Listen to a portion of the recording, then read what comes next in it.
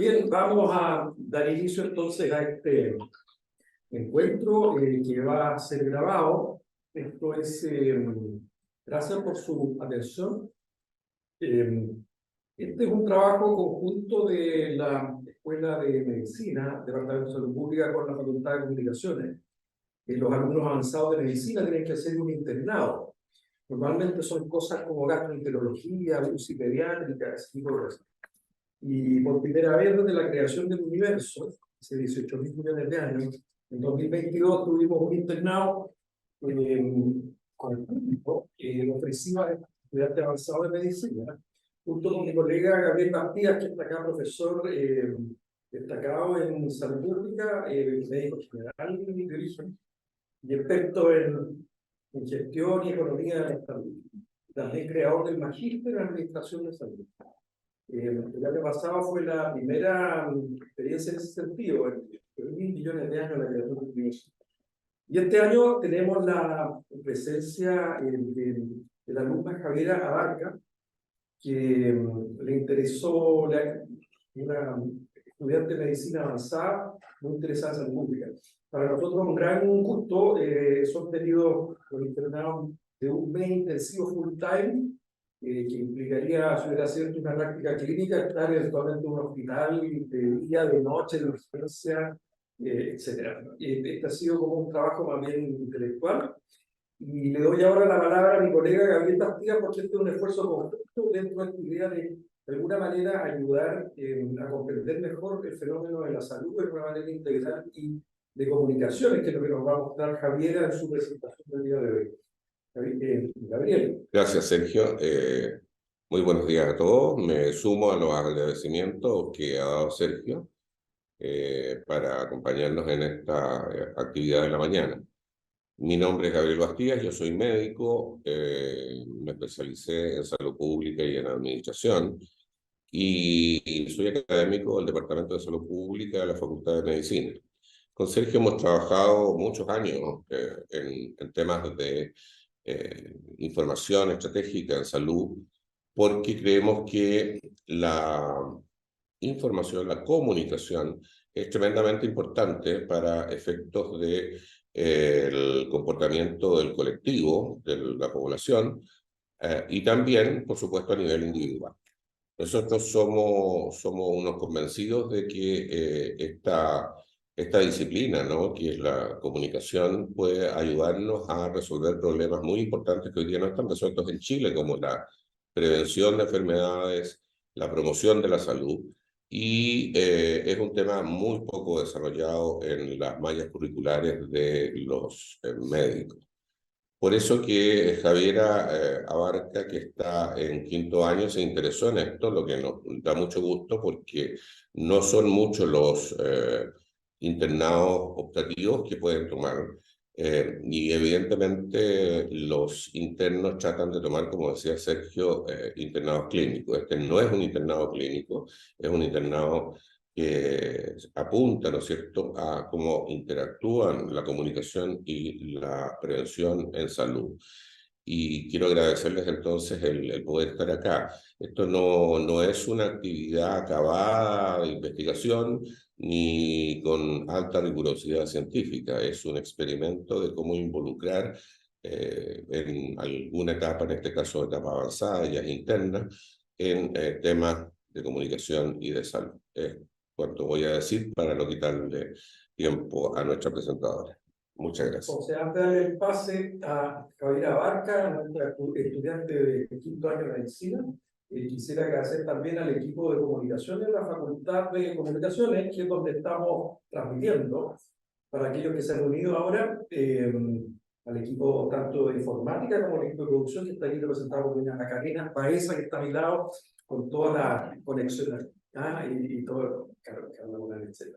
Sin más, por favor, Javiera, que tú nos presentas esta visión y tú haces la explicación.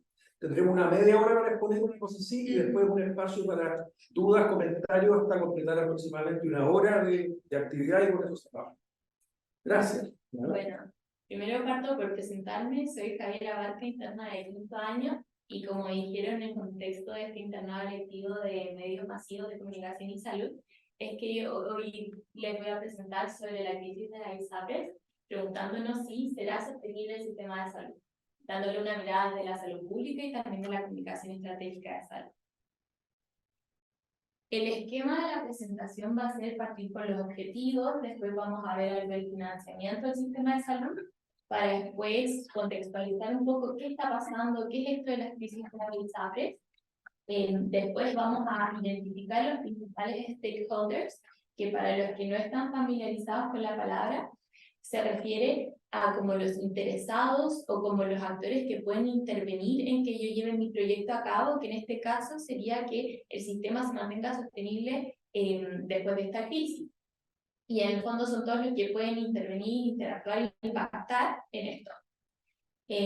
Después vamos a ubicarlos en la matriz del interés para finalmente, después del análisis, terminar con unas conclusiones y plantearnos posibles escenarios a futuro.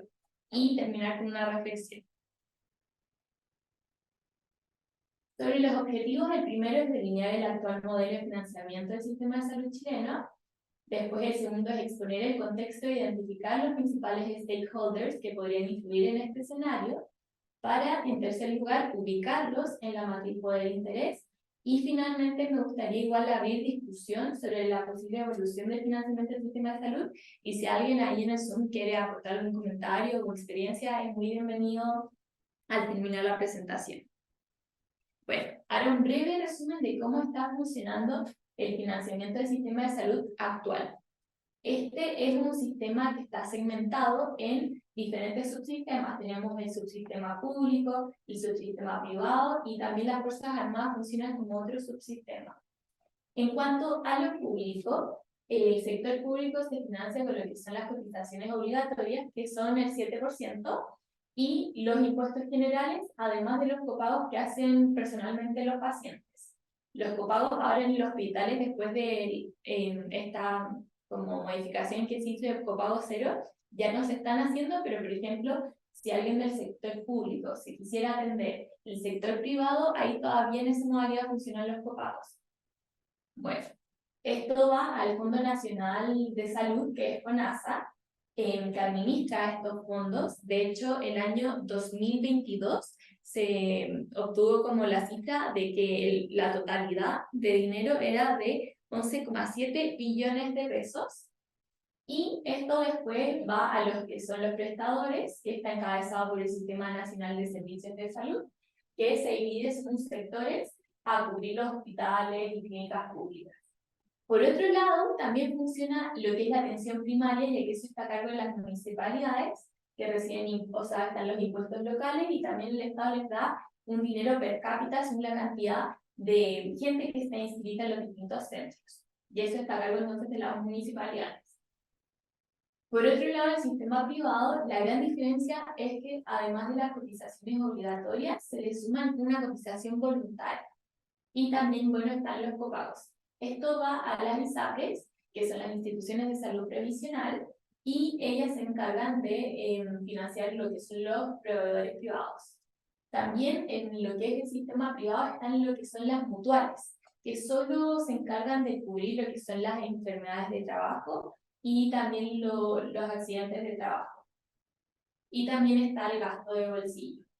Es importante hacer como recalcar que la cantidad de usuarios de FONASA es del 78% de la población. Es decir, como gran parte está en el sistema público, mientras que en el sistema privado es alrededor del 14% de la población. Esto son cifras del 2019 que igual han variado un poco, pero eso lo vamos a ver después. Y este 14% sería alrededor de como 3 millones de cotizantes, de beneficiarios en realidad. Sobre qué está pasando, podríamos decir que el 2019 parte un poco la problemática cuando la Superintendencia de Salud y la Corte Suprema dictaminan que las ISAPRES no pueden ajustar los precios según sus propias reglas por género y edad, porque lo que estaba pasando era que estaban usando estas tablas de acá, que son como tablas de factores, para multiplicar el costo del plan basal de salud, de forma de que le estaban cobrando más a la gente que es mayor y a las mujeres. Entonces, ¿qué se hizo? Se creó una tabla única de factores para todo el sistema, de forma que las ISAPRES, cada ISAPRE no tuviera su propia tabla y como construir estos factores como a su manera. Lo que pasó es que en 2020 las ISAPRES mantuvieron sus reglas para antiguos afiliados y solo implementaron como esta nueva tabla de factores para los cotizantes que eran nuevos. Por lo que finalmente la Corte Suprema en 2022 determinó que las ISAPRES tenían que devolver los excesos cobrados a sus antiguos afiliados, no aplicarles las reglas nuevas, esos 2 años. Esto es algo no menor porque esa cifra que fue calculada por la superintendencia es de alrededor de 1.400 millones de dólares. Entonces, frente a esto, obviamente hubo una reacción de las autoridades y el Ministerio de Salud, con el Ejecutivo, propone el proyecto de ley COSA, que se lo vamos a ver más adelante, lo voy a explicar por si no lo conocen, y es lo que se está discutiendo en el Congreso. Ahora es importante que identifiquemos estos principales stakeholders en este escenario. Por un lado están los usuarios, que se pueden subdividir como en pacientes jóvenes sanos, en pacientes crónicos, en pacientes mayores o pacientes en lista de espera. En cuanto a las autoridades, está el presidente, la Corte Suprema, el Congreso, el Ministerio de Salud, la Superintendencia de Salud y FONASA. En cuanto a los funcionarios de este sistema, están los funcionarios de la salud en general y también está el Colegio Médico de Chile. Y también hay empresas asociadas en este escenario, como los dueños de las ISAPRES. Las ISAPRES también se agrupan en lo que es la Asociación de ISAPRES, y también están las compañías de seguro y la Clínica de Chile, que agrupa también a las clínicas. Y no podemos olvidar que también en estos escenarios los medios de comunicación también están como considerados como un stakeholder. Entonces, lo que vamos a hacer ahora es que vamos a ubicar a estos actores en esta matriz poder-interés. Este es el de el poder y este es el de el interés. Esto nos va a ayudar porque es un mecanismo de comunicación estratégica para, de cierta forma, generar estrategias para lograr mi proyecto. En este caso, vamos a considerar nuestro proyecto como mantener el sistema sustentable o sostenible, financiable frente a esta crisis. Entonces nos va a orientar, dependiendo como de estos cuadrantes, cómo relacionarnos con estos actores. Esto en realidad es algo que se usa como en las empresas, entonces no es como algo tanto de la salud pública, por lo que también hay que considerar que no todo es poder e interés, también hay otros factores que se involucran, pero esto es como para simplificar un poco el análisis y hacernos como una idea del escenario al cual nos estamos enfrentando. Bueno, y también recalcar que en este caso, por poder vamos a entender la capacidad como de alterar la sostenibilidad del sistema. Partiendo por los pacientes, ellos en realidad tienen poco poder para como la toma de decisiones, y lo que ocurre es que frente a estas cosas que están pasando en las ISAPRES, ellos presentaron recursos de protección frente a la justicia. Y eso habla mucho de este proceso como de judicialización que se está viviendo, porque cada vez pasa más que los pacientes frente a problemáticas que los servicios de salud no les pueden resolver, como por ejemplo los medicamentos de alto costo, están recurriendo a la justicia, o como en este caso también. ¿Dónde vamos a ubicar a los pacientes? En este caso, lo dividimos en pacientes sanos y jóvenes, y también están los pacientes mayores, crónicos o lista de espera, que se separan de los pacientes sanos y jóvenes porque van a tener un mayor interés en que el sistema se mantenga sostenible, pero ambos grupos igual tienen poco poder y por eso se encuentran más abajo. Ahora, esto escaló hasta la Corte Suprema, entonces, la cual falló a favor de los afiliados y de los pacientes. Hizo 3 fallos, nosotros nos vamos a enfocar más que nada en uno, que fue como el más controversial, que generó todo este proyecto de la ley corta, y que fue el que se conoció en noviembre del año pasado, que es el fallo sobre la tabla de factores. También está el fallo sobre el alza de planes y el fallo sobre el alza de la prima GES, que se dio hace muy poco, ahora recién en agosto.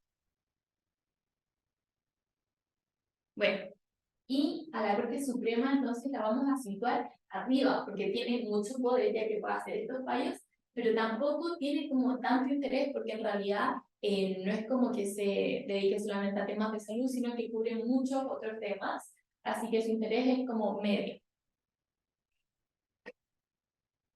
También, como dijimos cuando identificamos los stakeholders, están los medios de comunicación.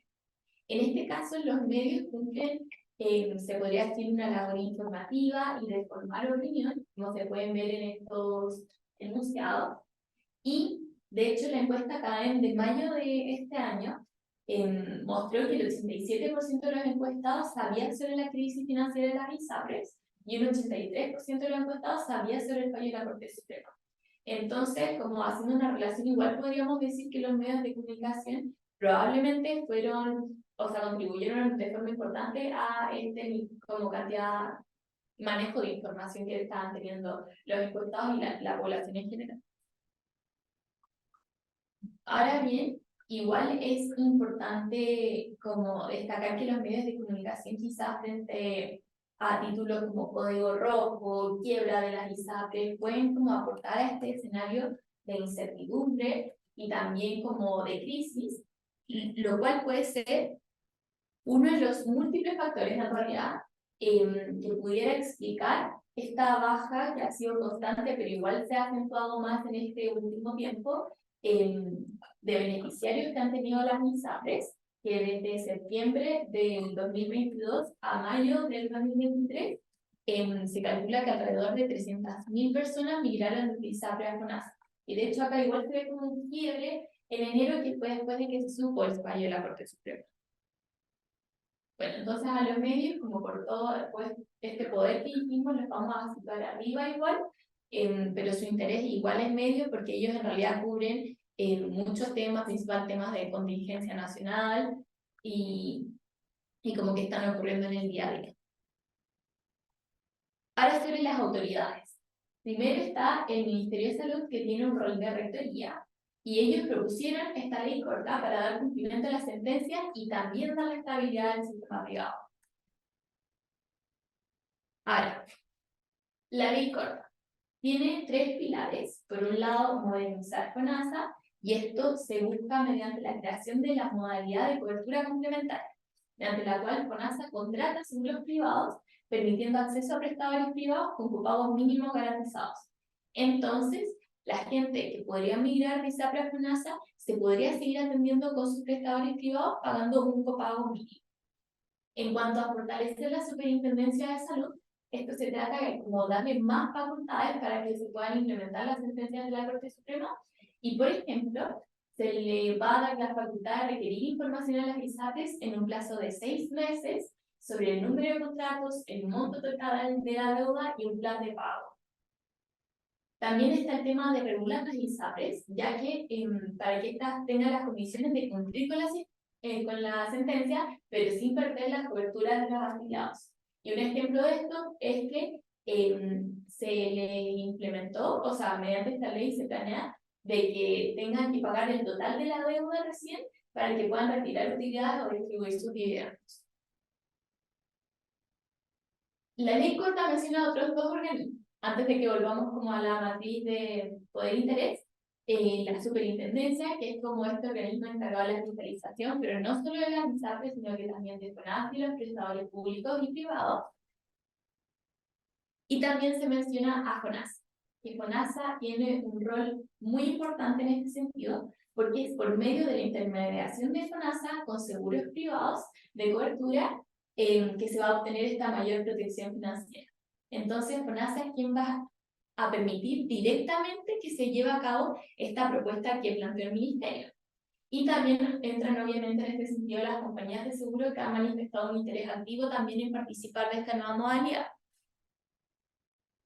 ¿Cómo los vamos a ubicar en la matriz? Bueno, yo lo que hice fue poner al Ministerio de Salud igual un poco más abajo que el resto, porque en su rol de rectoría lo que hicieron fue plantear una propuesta de ley, pero esta tiene que después ser aprobada por el Congreso, del cual vamos a hablar después.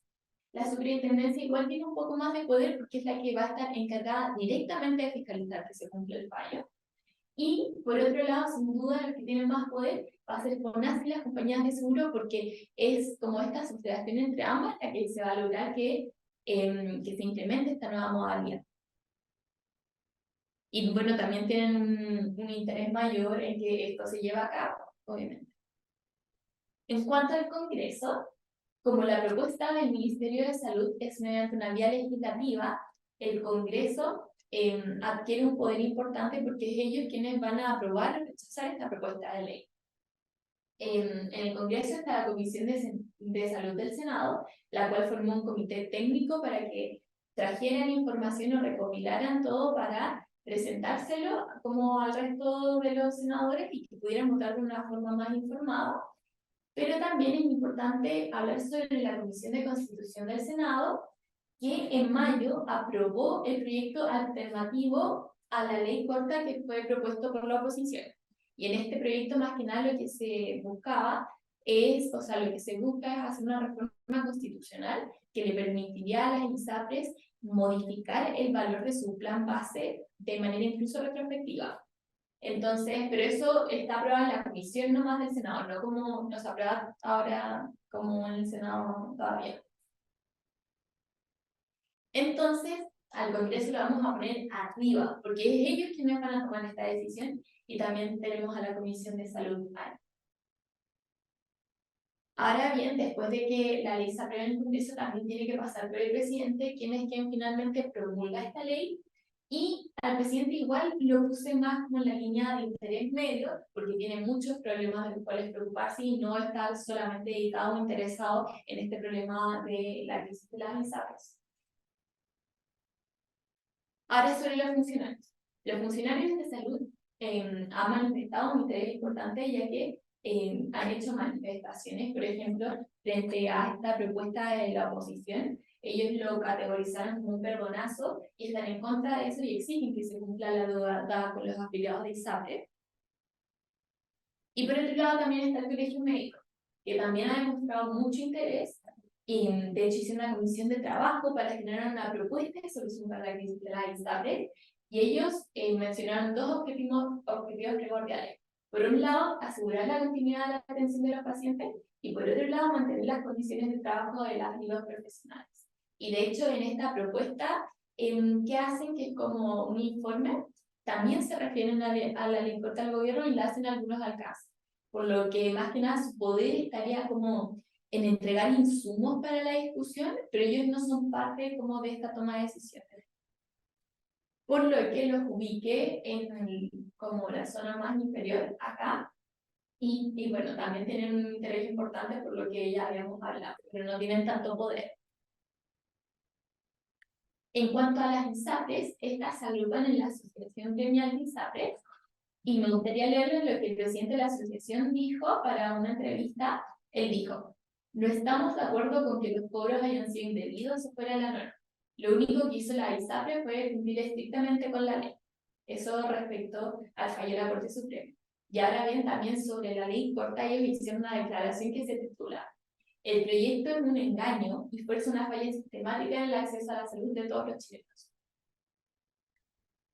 Y también está la Clínica de Chile, que agrupa las clínicas, y en una declaración ellos establecen que más del 60% del financiamiento de las prestaciones de salud que entregan provienen de los aseguradores privados, por lo que se verían afectadas si este fallo se llega a cumplir como de una forma inmediata, en un corto plazo. Y también hay que reconocer que las ISAPRES actualmente tienen una deuda con las clínicas de alrededor de 500.000 millones de pesos, lo cual acentuaría más como de cumplirse el fallo esta deuda y la situación económica, afectando incluso a las clínicas. Y a ellas las vamos a situar un poquito más arriba, porque tienen un poquito más interés, ya que estamos hablando de las ISAPRES, pero tampoco tanto poder como para situarlas como en el cuadrante superior. Ahora, ¿qué hay de los grupos económicos dueños de las ISAPRES? Las ISAPRES abiertas que hay actualmente son 7 y son de propiedad de múltiples dueños, pero me gustaría destacar 2. El United Health Group, que es dueño de Banmédica y de Vida 3, y Bupa, que es dueño de Cruz Blanca. La razón por la que las quise destacar es porque ambas activaron mecanismos de resolución de controversias internacionales, lo cual habla un poco del poder que pueden llegar a tener estos dueños, estos inversionistas, ya que cuando ven amenazados sus intereses pueden recurrir a estas instancias internacionales. Así que los situé un poco más arriba y también bien a la derecha porque ellos son los que más tienen interés, ya que se trata de su negocio, el que vendría abajo. Y también hay que reconocer que muchos de los dueños de las ISAPRES también son dueños de clínicas, por lo que hay un doble interés ahí. Y bueno, así queda armada finalmente nuestra matriz poder interés con todos nuestros stakeholders. Y después de este análisis nos podemos preguntar entonces, ¿será sostenible el sistema de salud en Chile en 2024? Bueno, esa es una muy buena pregunta. Yo creo que no la podemos responder. Lo que sí podemos decir es que estamos en una fase politizada de transición, en un escenario de incertidumbre, donde el diálogo y la comunicación se vuelven herramientas imprescindibles, y también que este análisis de los stakeholders desde una perspectiva comunicacional nos permite orientar la estrategia y políticas de salud. Acá también quise plantearles 3 posibles escenarios, pero obviamente pueden haber muchos más, y también la probabilidad de que ocurra cada uno es distinta y el impacto que tienen también es distinto. Un escenario podría ser que las ISAPRES se declaran el quiebre y FABANASA tiene que recibir a 3 millones nuevos de beneficiarios. Un segundo escenario podría ser que se llegue a un acuerdo para que las ISAPRES cumplan con el fallo con flexibilidad que les permite seguir subsistiendo. Y un tercer escenario también podría ser que se haga una ley que redefina el sistema de salud y perdone el pago de las ISAPRES a los afiliados.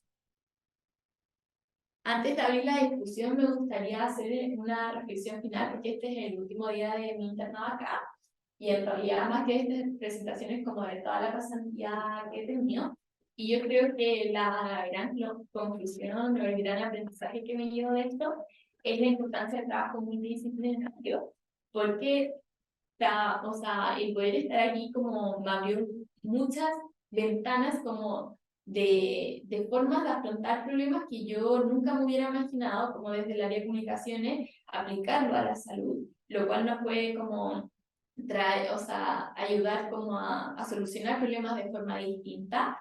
Y yo creo que algo que me hizo recordar fue que el primer día de la carrera, yo recuerdo que nos preguntaron como ya, ¿quién juega básquetbol? Y les dijeron como a esos que jugaran básquetbol que se iban a tener que acostumbrar, se iban a tener que salir, porque esto se trataba de estudiar medicina. Y bueno, yo creo que no hay nada más erróneo que eso, el relacionarse con otras disciplinas, ya sea el ejercicio, el área de comunicación, el área de ingeniería, biología, química, farmacia, todo no va a ser nada más que hacernos mejores profesionales el día de mañana. Y bueno, tampoco se trata de uno querer saberlo todo, sino de saber trabajar en equipo para lograr eso. Muchas gracias por su atención. Muchas gracias, Javiera. Como le puse en el chat, y gracias también a lo que se han incorporado después del inicio, por una razón técnica que se acoplaría el audio. Si tienen alguna pregunta o comentario, lo pueden hacer con el chat, yo voy a estar viéndolo. Excelente, dice Edwin Ramos. Pregunta, eventualmente como Javiera está en un proceso de aprendizaje también, si con Javiera podemos, tanto Gabriel Bastías como yo, complementar las preguntas que pueda hacer. Evelyn Ramos pregunta, dice, buenos días, muy buena presentación, excelente. Tengo una pregunta, ¿por qué se llama ley corta?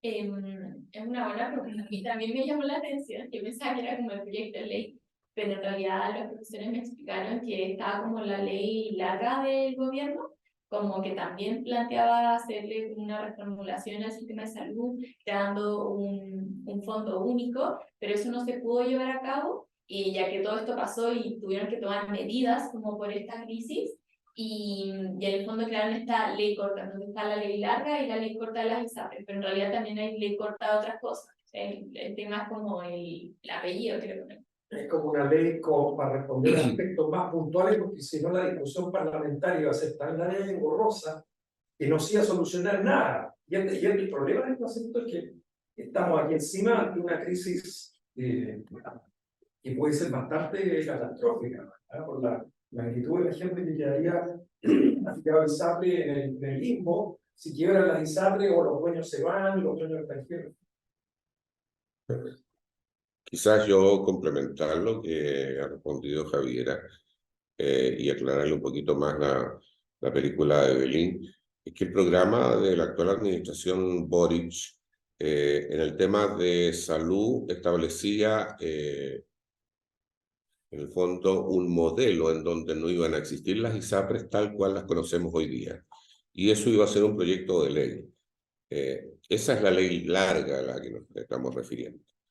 Sin embargo, cuando acontece lo del fallo de la Corte Suprema, inmediatamente se activan todos los mecanismos para tratar de resolver una situación que el Ejecutivo quería realizar, para decir, cambiar la forma en que está estructurada la ISAPRE, pero de una manera mucho más, yo diría,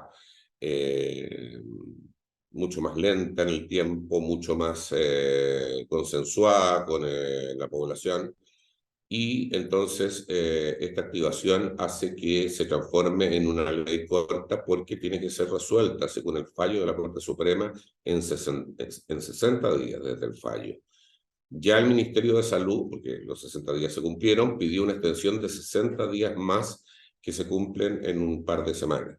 Por lo tanto, al cabo de eso ya no puede pedir más extensión al Ministerio y tiene que tener resuelta la situación.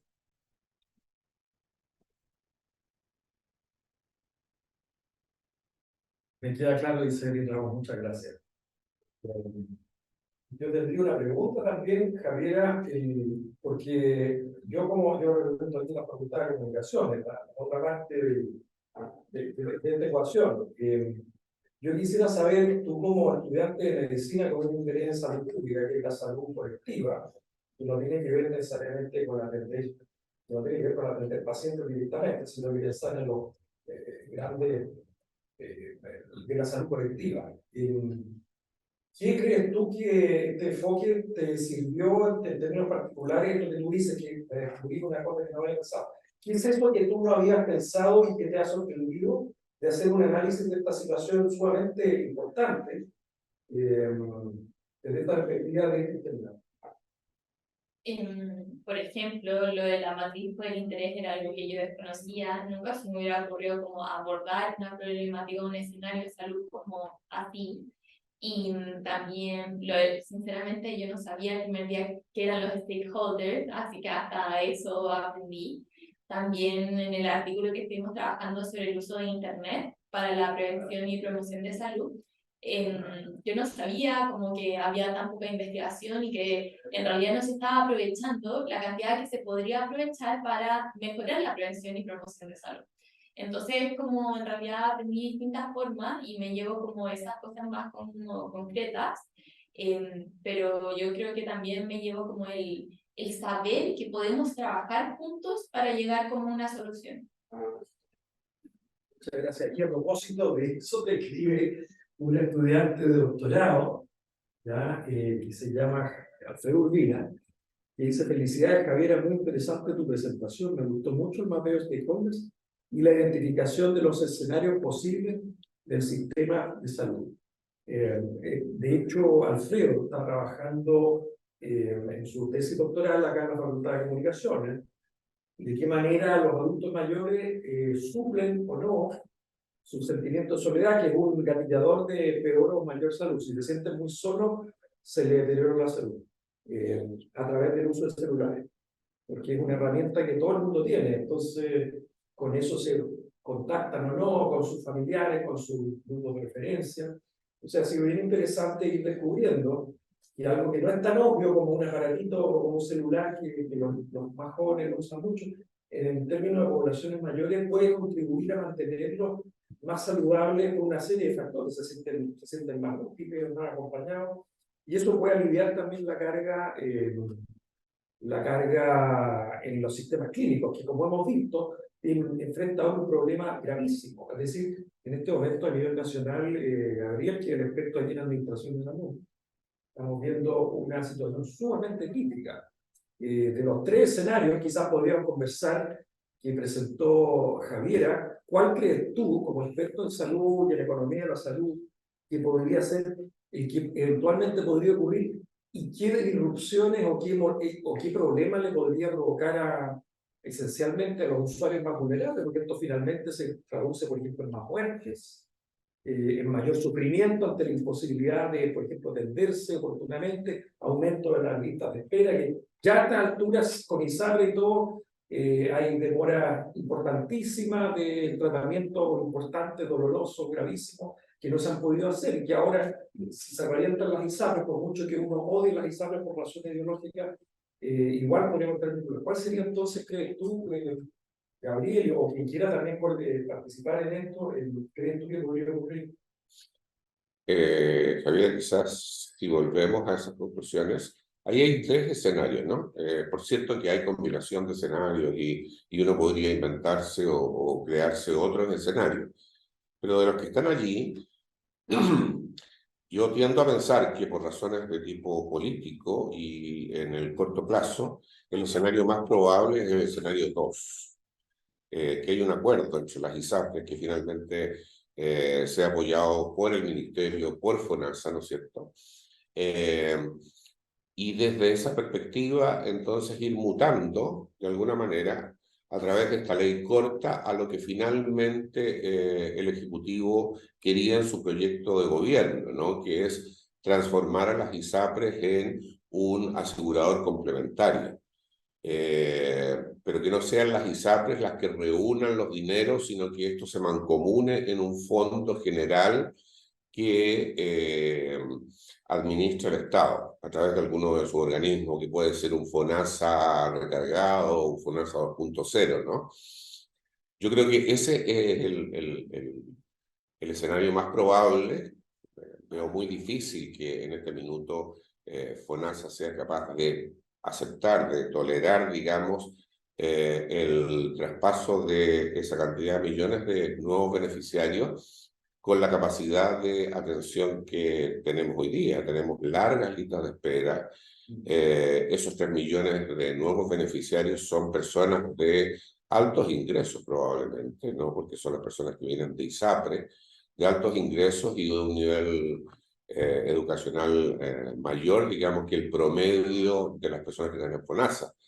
Por lo tanto, yo veo muy difícil que en este minuto FONASA sea capaz de atender a través de su red de proveedores de salud a toda esa cantidad. Por lo tanto, si eso ocurriera, el escenario 1, que yo creo que es el segundo más probable, enfrentaríamos más listas de espera, un desencanto social importante, una competencia, digamos, entre los usuarios, independiente de que entren o no a tallar aquí los seguros complementarios. FONASA va a ser el responsable de esto. Y hoy día no está el músculo financiero para poder administrar esta cantidad de dinero. Por lo tanto, creo que nos enfrentaríamos a problemas de mayor frecuencia de enfermedades, lo que llamamos morbilidad, y ciertamente de mortalidad. Hoy día nosotros como país hemos evolucionado hacia las enfermedades crónicas no transmisibles. Estoy hablando del cáncer, estoy hablando de las enfermedades cardiovasculares, que son todas aquellas que, si no hay atención, conducen finalmente a la muerte. Y la 3 creo que es la menos probable, ¿no? Que la ley redefina el sistema de salud, porque la verdad es que no hay muchas otras alternativas que las propuestas o en el programa de gobierno, que es un sistema nacional de salud o un sistema nacional de salud. Eso es lo que se propone y eso es lo que quiere cambiar el sistema actual. Claro, porque yo creo que en el papel, lo que plantea el gobierno, si es que uno no conoce mucho, yo por ejemplo, aquí no conozco mucho, no suena tan extraño ni aventurado decir, que haya un sistema nacional de salud con aseguradoras, con seguros complementarios. El punto es que pasa en el periodo de transición. Entonces, primera pregunta que me hago al respecto, porque si tú dices que el escenario 2 es el más plausible, quizás a la larga, dependiendo también, eso sí, de los factores políticos. Eso es interesante, que la salud no depende de lo que los médicos solamente pueden decir o puedan recomendar como en su calidad de expertos, sino que esto, como podemos ver, y tú lo mencionaste, se trata, dice, mira, conclusión, estamos en una fase politizada del asunto, es decir, que los que están tomando la decisión son políticos. Pero claro, quizás en un tiempo más, si se produce un ajuste y la ISAPRE de alguna manera, no sé cómo se las van a arreglar, capaz que terminemos con un sistema de salud así estatal, una especie de NHS británico, con seguros complementarios, que no estamos saltando todo el problema de la preexistencia, porque la compañía de seguro, como decía Charles Dickens, hace más de casi 200 años, es como una persona que le pasa un paraguas cuando hay sol y te lo quita cuando empieza a llover. Es decir, mientras tú no te vayas a enfermar, perfecto. Pero en el momento que tú efectivamente te pones como un cliente riesgoso y ellos van a tener que pagarte, ellos ponen todo tipo de trabas, a menos que la ley les obligue a hacer cobertura. Pero una compañía privada nunca va a cubrir de todas maneras, digamos, los elementos más críticos. Dentro de ese contexto, que quizá en un tiempo más, no sé, 10 años, capaz que terminemos en eso. Pero yo me hago también la pregunta respecto, y disculpen la pregunta políticamente difícil, ¿qué pasa con los médicos? Porque en este arreglo que existe ahora, este sistema mixto, los profesionales de la salud, sobre todo los médicos muy especializados, pueden conseguir unos ingresos altísimos. Qué sé yo, un buen cardiólogo, un oncólogo o los cirujanos plásticos, de repente ganan parecen notarios públicos, conservadores de bienes raíces, o sea, tener un título de esa especialidad, tal como en Estados Unidos, que tenemos un modelo de salud muy parecido. Un profesional de la salud bien capacitado en el área quirúrgica, sobre todo, puede tener unos ingresos tan altos porque está justamente en un ámbito de la salud privada que puede ser muy, muy lucrativo. Entonces yo me pregunto si esto evoluciona en un tiempo más a un sistema de salud estatal con salud complementario, ¿qué pasa con esos talentosísimos cirujanos o médicos que tienen estos ingresos fabulosos, que son capaces de formalizar, fundar clínicas? ¿Qué crees tú que pasaría con eso? Y además las expectativas de los estudiantes de medicina, yo no sé cuántos de los estudiantes de medicina llegan con la expectativa, aquí a comunicaciones llega mucha gente que quiere ser estrellita de televisión. Entonces yo me pregunto, ¿cuántos de los estudiantes de medicina, más allá del afán por la salud humana, piensan y se empiezan a dar cuenta cómo andar, que son como los dioses? Yo decía eso, le abrí la puerta a la persona y frente a eso, en un mercado de la salud que puede remunerar mucho eso. ¿Qué podría pasar en un futuro en que ese incentivo ya no exista? ¿Cómo lo ves tú en la formación de los médicos del futuro o en el desempeño y el incentivo de estos buenos médicos de quedarse en un país como Chile? Pues se pueden ir a ganar más paz en otras partes que emigren. Disculpa la pregunta, quizás Javier como estudiante de medicina es una impresión que yo me hago ignorantemente de las comunicaciones. Sí, bueno, me pones en una situación compleja porque voy a tener que defraudar o frustrar a nuestra querida interna, porque lo que tú mencionas, esto de que los médicos ganan mucho dinero, que es cierto, ¿no? Algunos médicos. La gran mayoría de los médicos ganan bastante más dinero que el promedio, digamos, los profesionales en este país. Y en muchos otros países donde existe el mercado libre, ¿no? Lo que va a ocurrir en cualquier escenario de lo que estamos mencionando es que los médicos van a dejar de ser lo que eran antes, ¿no? Esto que mencionaste tú de diostores, ¿no? Van a dejar de serlo, van a ser probablemente profesionales asalariados, altamente especializados, pero asalariados al fin y al cabo. O sea, de los tres escenarios que estamos mirando allí, que nos expone Javiera, ya no podemos pensar en el modelo antiguo del médico que gana mucho dinero. Ellos van a ser empleados habitualmente de redes de salud, o bien van a recibir los topes de ingresos que ya sea ISAPRES o FONASA o algún organismo distinto de ellos que surja de estas reformas, ¿no? Impongan. Y por lo tanto, la situación que yo viví cuando era alumno y veía a mis profesores, ¿no es cierto?, que se iban en avión privado al lago Ranco, donde tenían miles de hectáreas, eso ya no se va a ver nunca más. Ajá. ¿Qué opina nuestra estudiante de medicina? Porque si te interesa la salud pública, quizás no estás tan preocupada de volverte millonaria con la salud. Es una buena pregunta. Yo al tiro con lo que lo relacioné fue como podría pasar como lo de la tabla de factores, que ya no va a ser como que cada uno recibe lo que quiere, sino que por estadísticas se va a sacar como algo que rija para todos y probablemente eso va como a bajar un poco los ingresos como, o los fondos que haya. Y al haber menos fondos, claramente como que va a haber que repartir mejor la cosa y probablemente le disminuyan los sueldos. Ahora también yo creo que va a ser algo bien controversial porque nadie va a estar dispuesto a que le bajen el sueldo, por ejemplo, o quizás van a amenazar con irse, van a haber mejores propuestas laborales. Así que yo creo que ese también va a ser un... Y como estudiante activa, ¿tú ves en tu generación una motivación, por ejemplo, algunos de tus compañeros, como esta conciencia de que, nosotros vamos a estar en una profesión que nos va a rentar muchísimo? No sé si en todo, pero porque yo me pregunto en el futuro, pensando que somos universidad, que estamos formando jóvenes, estas expectativas que a veces la gente joven se hace en su cabeza, pueden seguir después en el, por ejemplo, el nivel de las postulaciones que puedan haber. ¿Tú dirías que hay una especie de, cuál es el feeling de los estudiantes de medicina en este momento de la UC, que son, digamos, uno entra como con 1000 puntos para adentro, entonces es una elite que se ha ido mejorando cada vez más, pero yo no me hago la pregunta, de otra pregunta, si existe una motivación de, porque la gente más vieja dice, no, los jóvenes son todos muy autorreferentes, lo único que les interesa es su propio interés. Yo no sé si es un tema de que los viejos nos ponemos así medio cascarrabias, pero ¿cómo lo ves tú, esta motivación de eventualmente estudiar medicina para ganar plata? Yo creo que sí está presente, pero como más el hecho de como que te va a dar una seguridad financiera.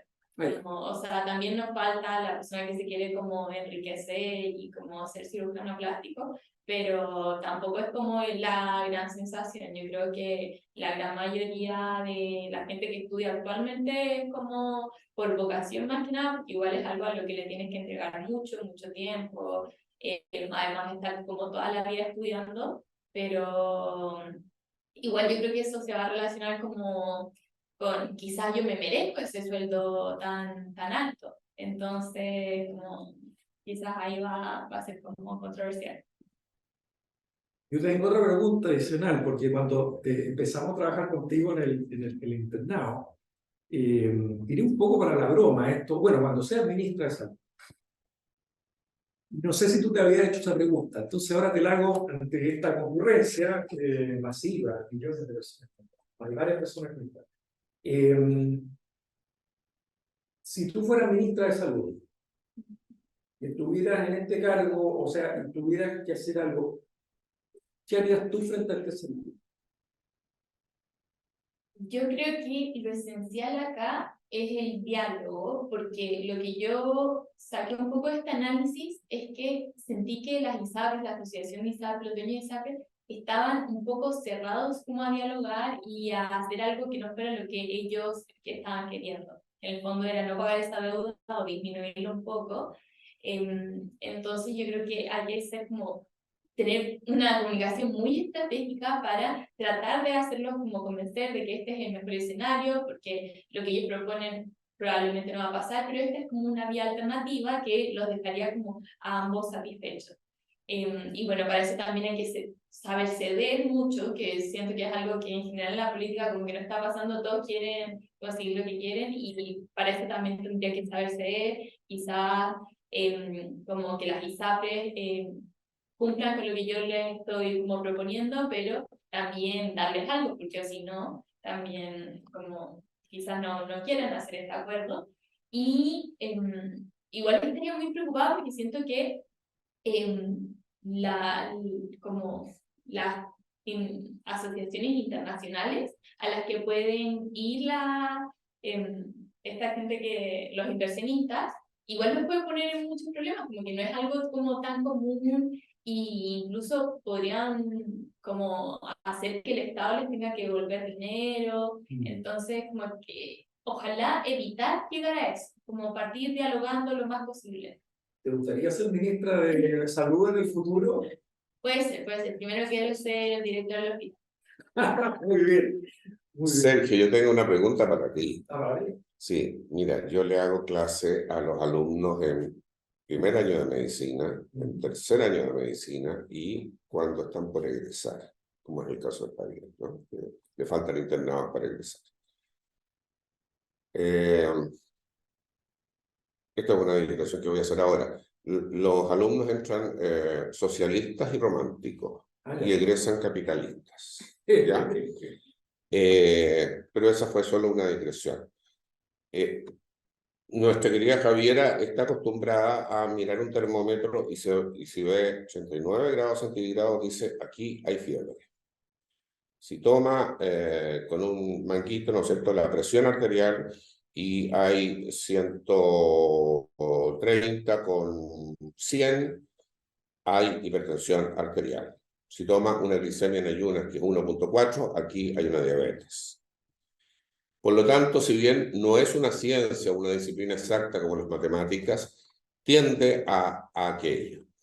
Esto, y dado que tú eres experto en comunicación estratégica, esto que es un poquito más vaporoso, como este juego, ¿no es cierto?, de stakeholders y cómo dinámicamente van interactuando, ¿cómo se ve desde el punto de vista de las comunicaciones?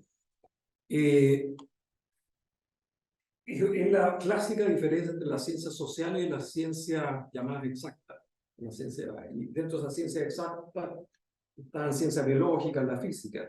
Yo diría que las ciencias sociales, en términos, por ejemplo, matemáticos, la correlación de partida son fenómenos, uno en el trabajo experimental, en laboratorio, uno está acostumbrado a poder aislar variables y hay ciertos umbrales de tolerancia a lo que se considera, por ejemplo, riguroso o aceptable, qué sé yo, cuando el margen de error, qué sé yo, estadísticamente es de menos del 5%, o las correlaciones entre factores son de por lo menos 0.95 o 0.98, ¿no? Con ese nivel. En ciencias sociales, cuando uno analiza, por ejemplo, la posible reacción de un stakeholder ante tal o cual incentivo o cual situación, primero que nada, es bien difícil aislar variables que incidan en las personas, en los comportamientos humanos. Y cuando existen correlaciones suelen ser por el orden de los 0.6, 0.7, cuando es 0.8, por ejemplo, en las encuestas políticas, que normalmente es el ámbito donde está más refinado este asunto, o en la publicidad y el marketing, porque hay más plata, hay un interés comercial. Entonces hay mucha investigación en la publicidad, donde ahí uno puede ver un fenómeno relativamente aislado, que es la compra de un objeto, y las compañías meten publicidad, y uno puede medir, y hay ciertas evaluaciones, pero los umbrales, por así decirlo, de verdad estadísticas son considerablemente más bajos. Si uno se va a la economía, que es una de las ciencias que está muy matematizada, pero es imposible predecir la evolución de la economía o el precio de las acciones, porque depende de expectativas humanas. Entonces, yo te diría que más bien es un ámbito de la interpretación en que las matemáticas y ciertas certezas que vienen del mundo de estas llamadas ciencias exactas, uno puede tener ciertas aproximaciones en que uno básicamente lo que trata de hacer es algunas inferencias de causa y efecto, pero que tienen una validez limitada. Uno puede hacer análisis retroactivo. Por ejemplo, para estudiar fenómenos de comportamiento político, normalmente lo que se hace es que los sociólogos, por ejemplo, o los economistas, toman información retroactivamente y ahí sacan inferencias sobre, por ejemplo, este factor se correlacionó y explica o predice dentro de este set de datos, pero cuando tú lo proyectas para adelante, está la posibilidad de cómo podrían evolucionar, por ejemplo, las influencias, los factores que tú has explicado, Javier, acá. Es necesariamente un mundo súper ambiguo. Entonces, yo creo que lo que ha hecho Javier es un ejercicio en breve de lo que buenamente se puede hacer, que es básicamente estimar escenarios posibles, lo más apoyado posible con evidencia, por ejemplo, con estadísticas de salud pública. Por ejemplo, claro, uno puede saber que, de hecho, cuando empezó el COVID, me acordaba que surgieron unas aplicaciones en que uno podía jugar cuánto tiempo se demoraba en contagiarse la población mundial. Y eso se puede hasta cierto punto modelar, pero también depende de las políticas de los gobiernos. Hemos visto que cuando empezó el COVID, hubo países que fueron bastante eficientes en el despliegue de la vacuna, Y otros países en la propia región latinoamericana, había un presidente por ahí de un país muy importante que no creía, decía que era una gripecita solamente. Y eso posiblemente también incidió en que las tasas de contagio y de muerte fueron más altas. Ese tipo de cuestiones, yo creo que el desafío acá es que uno tiene que aprender a convivir con la ambigüedad. Con la ambigüedad y saber que sí pueden existir ciertas tendencias, a grosso modo, y uno prepararse. Yo creo que la clave ahí, si uno está en un proceso de toma de decisiones, tú como director de un hospital, por ejemplo, tú puedes predecir hasta cierto punto, por ejemplo, ciertos elementos, por ejemplo, que te paralicen los funcionarios. Por ejemplo, tú como director de un hospital, uno de los problemas que va a haber, aparte de todo el tema del manejo clínico, que tus funcionarios no se te boten la huelga. Si tú capaz de directora de un hospital público, que la federación, que el sindicato ahí, pues puede ser que de repente haya un nuevo líder sindical y que ese líder sindical sea más agresivo que el que había antes. Y si de repente es de un signo político y a ti te interpreta, esta es de tal signo y te considera su enemiga, capaz que haya un... Entonces, tú podrías como establecer escenarios como esto, pero no puedes darle una certeza absoluta, como sí se pueden hacer en otros ámbitos del saber. Yo creo que lo que tú mencionaste al final, no sé si estoy respondiendo, Gabriel, pero yo creo que la clave del mundo de las ciencias sociales, sobre todo cuando uno está hablando de temas como salud, es la interdisciplina. Tú como especialista en salud, posiblemente tu fuerte va a estar siempre en tratar de ver cómo esto va a incidir en la salud de las personas, en que vivan más tiempo, se ahorren dolores y cosas así, y va a tener que recurrir, eso sí, de repente, por ejemplo, si está en un ámbito de un ministerio, recurrir a la interpretación y la expertise de cientistas políticos o expertos electorales para saber si el gobierno que va a venir o los políticos, los partidos te van a apoyar o no, para temas de ciertas dimensiones económicas, bueno, con economistas, que también ellos hablan con muchos números, pero se basan en ciertas subjetividades colectivas también, o sea, las expectativas de crecimiento, establecen cuestiones de inversión, etc. Entonces, mi respuesta en general sería que yo creo que es saludable que los estudiantes de medicina sepan que existe esta otra realidad, que esta realidad es bastante más inestable, más abierta, más flexible que lo que uno podría imaginar cuando está acostumbrado a los laboratorios. Y que hay que estar abierto a poder conversar, porque sobre todo aquellos que están con la vocación de la salud pública, como tú. La salud pública tiene que ver entonces con vas a tener que interactuar con personas, y ahí las comunicaciones van a caer, pero estas comunicaciones van a ser más caóticas de lo que tú pensaste. Y has tenido un primer, digamos, aproximación a como sensación de caos y de múltiples factores, que son fenómenos que no están estables. Un computador es complicado, tiene muchos componentes, pero las relaciones entre los componentes son estables, son unívocas. En los sistemas sociales, los componentes se están moviendo y las relaciones no son unívocas. O sea, yo no todas las veces si te digo a una persona, si le hago una acción frente a una persona, la primera vez que lo haga lo voy a influir de cierta manera. La segunda, va a saber que ya tiene una experiencia, se va a comportar y va a reaccionar de manera diferente. Entonces, en la medida que tú vayas interactuando, también se va modificando el sistema. Entonces, pero sí la vida, en realidad yo no estoy diciendo nada muy especial. La vida funciona un poco así. Lo que pasa es que no es tan fácil aterrizarlo a números ni llegar a certeza absoluta. Te respondí. Ya estamos en la hora, sí. No sé si te respondí, Gabriel. Absolutamente claro. Bueno, muchas gracias a Javiera, a mi colega Gabriel y a los que se han conectado por su... Esta presentación va a quedar disponible y también esta sesión está siendo grabada. Entonces, si a alguien le interesa, va a poder quedar disponible para mayores consultas. Muchas gracias. Y si hay algún estudiante de medicina o alguien de salud pública que quiera volver a sufrir lo que sufrió Javiera, cuando se vuelva a abrir, podemos abrir la opción. Ya hemos quedado de acuerdo con Gabriel, que parece que es una buena idea mantener esto del internado en comunicaciones para alumnos de medicina. Gracias. Gracias a todos y gracias, Javier.